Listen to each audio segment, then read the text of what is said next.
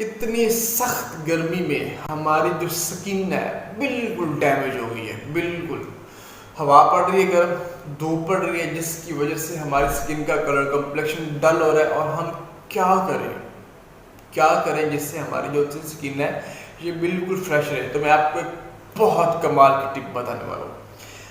आप fair and lovely cream जो सी, इसको हर बंदा लाइट लेता है, पर फेयर एंड लवली क्या है, बहुत कुछ है, बहुत कुछ है। ब्रांड की क्रीम है, पाकिस्तानी टॉप 1 ब्रांड है। ओके, इसको अगर ठीक तरीके से लगाया जाए तो आपको रिजल्ट मिलेगा। अगर आप ठीक तरीके से नहीं लगाएंगे तो भाई नहीं मिलेगा।